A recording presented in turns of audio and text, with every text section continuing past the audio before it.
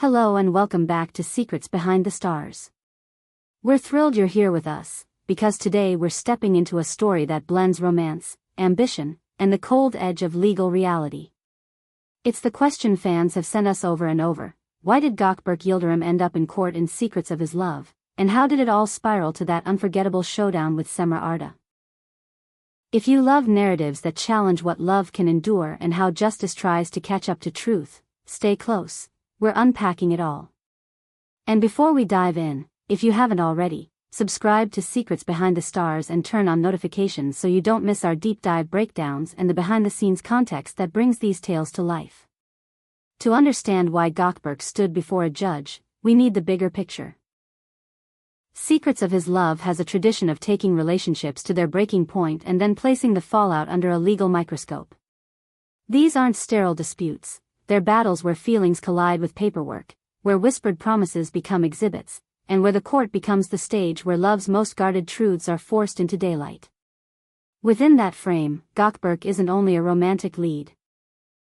He's the man whose decisions, omissions, and justifications pull both himself and Cemre into a legal labyrinth neither can ignore. At the core of the case is a relationship agreement that was supposed to protect what they were building. It wasn't just about who paid which bill or who managed what project. It was a pact, a blueprint for a shared future that wove together a home, a brand, and a trajectory. Think cohabitation terms paired with joint business plans. A production venture, shared endorsements, maybe even the purchase of property tied to a creative studio. Both of them, two public figures aware of the risks of fame, chose to set their boundaries in writing. The goal was simple: keep love tender, keep business transparent. But the moment one of them stepped outside the lines, the ink started to burn. According to the suit in Secrets of His Love, Cemre believed that Gökberk crossed those lines in ways that couldn't be brushed off as a mere misunderstanding. She claimed he signed on to decisions that affected them both without her knowledge, shifted funds intended for their joint venture, and concealed information that would have fundamentally changed her consent. The accusation wasn't just that he broke a promise, it was that he reshaped the rules of the game while keeping her in the dark. In a world where cameras watch everything and reputations are currencies, the idea that he unilaterally redirected their plans, intentionally or recklessly, hit harder than any ordinary argument. The details painted a dramatic picture.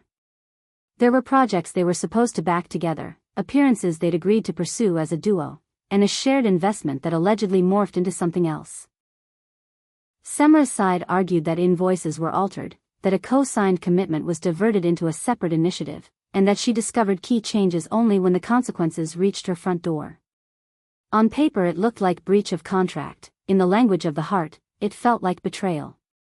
And Secrets of His Love doesn't shy away from that collision, it insists on showing how the legal and the emotional tangle until you can't tell where one injury ends and the other begins.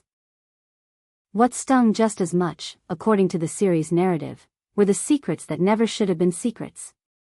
Not necessarily scandal for scandal's sake, but truths about debts, obligations, and plans that Gökberk held close, supposedly to protect the image of their love, or perhaps to shield himself from a confrontation he wasn't ready to have. Cemre argued that if she'd known the full story at the start, she would have made different choices about where to live, what to buy, and which projects to stake her name on. That kind of omission isn't just a practical wound, it cuts into self-worth, steals time, and forces someone to question every memory that once felt safe. And so the courtroom became the place where private tenderness met public reckoning. Cemre sought compensation not only for financial losses but for the strain and the disillusionment that followed. She asked the court to acknowledge the time she invested, the opportunities she turned down in favor of their shared plan, and the emotional cost of discovering that the foundation had cracks he allegedly knew about. It wasn't revenge, it was the pursuit of acknowledgement, a plea for the record to reflect the pain behind the numbers. Now, motivations matter in Secrets of His Love, even if they don't always change the verdict. The show pushed us to ask why Gökberk made the choices he did. Some viewers saw a man under pressure, professional demands, shifting contracts, the relentless rhythm of public life. Others saw a partner who thought he could fix the situation on his own, who believed that if he just bought time, he'd deliver a win big enough to justify the secrecy. That doesn't erase responsibility, and the series never suggests it should. But it does place intention under the same bright lights as action, forcing us to ask where fear ends and manipulation begins. There's also the very human impulse to avoid conflict. According to the narrative, Gökberk seemed to choose silence over hard conversations, believing that sparing Cemre the worst details was a way of protecting her. It's a classic miscalculation. The truth postponed becomes a heavier truth, and what was once a problem becomes, with time, a betrayal. Secrets of His Love is razor-sharp on this point. The law can read signatures and timelines, but it also listens for the quiver in a voice when someone says, "I didn't know." When the case reached its climax, the courtroom scenes carried the gravity of a finale. Documents stacked like bricks. Screens displayed messages that once felt intimate and now served as evidence.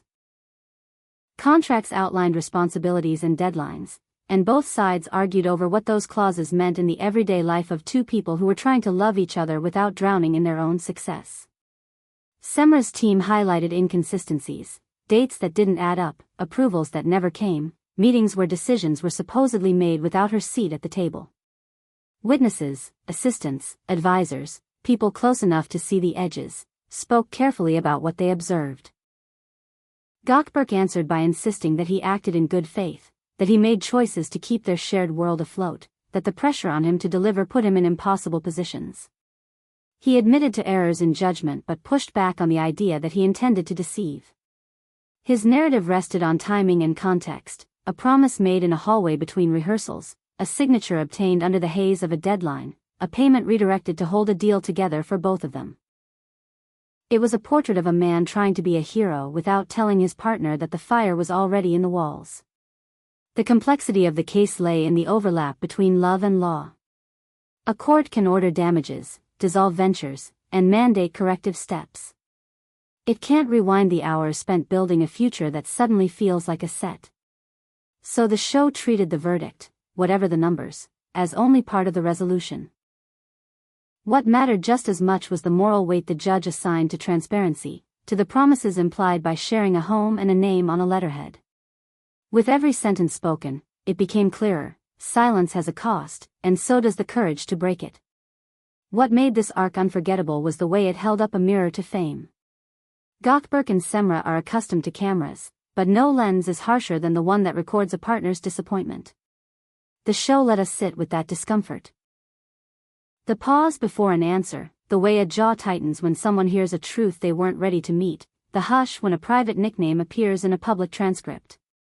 We watched two people confront not just the contracts they signed, but the story they told each other about who they were and where they were going. For viewers who wondered if this was just about money, Secrets of His Love made the stakes unmistakable. It's about trust, the currency that buys every future plan. When trust frays, even a perfectly worded contract can feel like paper in the rain. Cemre asked the court to name the harm and to compel restitution where it could. Gökberk asked for understanding, a chance for his context to be weighed alongside the consequences. The judge, as ever, was the interpreter of both worlds, the objective record and the subjective toll. If you're asking whether intent matters, the series answers, yes, but not enough to erase impact. You can love someone and still damage them by omission. You can mean well and still breach a boundary that the two of you set together. That's the contradiction at the heart of this storyline. The law cares about signatures, but love cares about voice. A promise spoken softly at night is still a commitment. When those worlds collide, accountability becomes the only bridge back to dignity. By the time arguments closed, you could feel the weight of what had been revealed. The court considered financial compensation for the misdirected investments and the losses tied to projects that changed direction without mutual consent. It looked at the dissolution of joint agreements that could no longer function without trust. And it considered what repair might look like beyond money: a public statement acknowledging responsibility, guardrails for future collaborations, even a pause that gives grief the space to breathe. Secrets of His Love used this trial to remind us that clarity is not cruelty. Telling the truth on time is an act of care, even when it's hard. Waiting until the truth is pried out in court is its own kind of harm. For Gökberk and Cemre, the lesson wasn't tidy. It rarely is. But the series made sure it was indelible. Love thrives in transparency, and the absence of it invites the law to do what love could have done first. So why did Gökberk go to court? Because the relationship they built straddled affection and enterprise, and when the rules designed to protect both were broken through concealment and unilateral choices, the only arena left was one with a gavel. Cemre sought not just repayment, but recognition. Gökberk sought not just absolution, but context. Between them stood a judge, a stack of documents, and a chorus of memories that couldn't be untold. As viewers, we're left with questions that follow us after the credits. How much secrecy can love survive? When do good intentions become a mask for control? And how do two people who once promised the world to each other walk out of a courtroom and decide who they are next? The show resists easy answers. It gives us something more valuable. A map of what goes wrong when honesty is deferred and a hint at what rebuilding might demand if both are brave enough to try. Thank you for watching Secrets Behind the Stars and spending this time with us. Tell us what you think. Was Gökberk acting under unbearable pressure, or did he cross a line that no apology can redraw? Were Cemre's demands fair, measured, necessary? We want to hear your take on love, law, and the fragile contracts that hold them together. If this breakdown moved you or made you see the case in a new light, don't forget to like the video, share it with someone who's been following their story, and subscribe so you're first in line for our next deep dive. Until then, take care of your promises, and let the truth arrive while it can still heal.